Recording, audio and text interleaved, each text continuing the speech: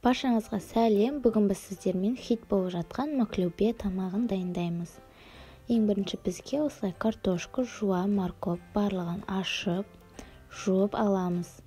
Содан соң осындай жылы суымызға күрішімізді салып 10-15 минутқа қойып қоямыз. Барлығын мұқият жуып аламыз.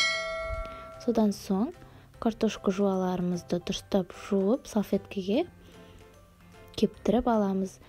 Біздің қазір майға қуырған кезде су шашырамау үшін осылай міндетті түрде салфеткамен суларын сорғытырып аламыз. Содан соң жуамызды дөңгелектеп кесіп аламыз.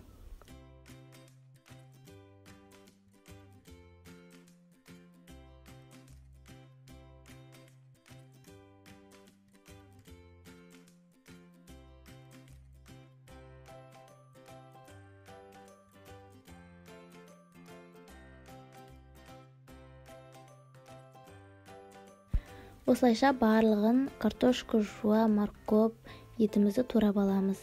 Сіздер еттеріңізді қуырып, пісіріп аласыздар. Мен дайын етті қолданамын. Осылайша морковьімізді, картофелімізді барлығын екі жағын қызартып, қуырып аламыз.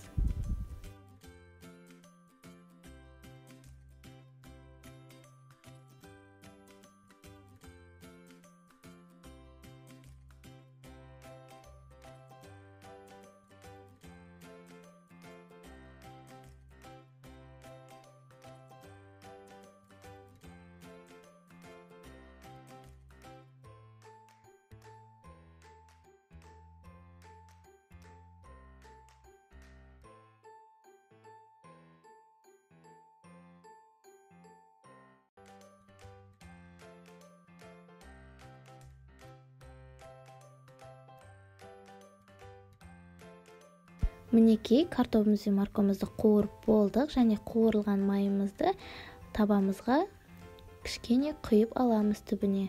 Мінекей, өйткені біздің морковь картофеліміздің дәмі осы майда болады, сондықтан табамызға осы майды құямыз.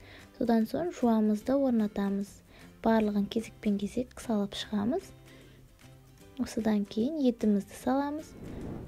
Содан соң морковьімізді саламыз. Содан соң картофелімізді саламыз. Ең соңында күрішімізді салып,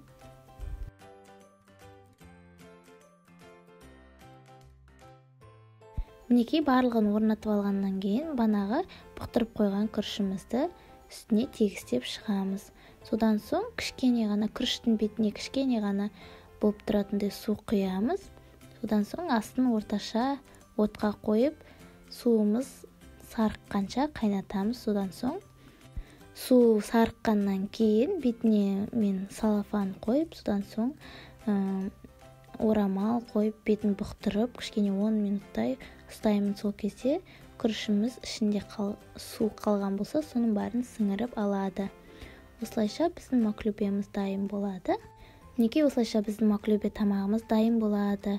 Өзіңіздің қалауыңыз бойынша осындай салат пен айран қосып жесеңіздер болады. Ас болсын, рахмет.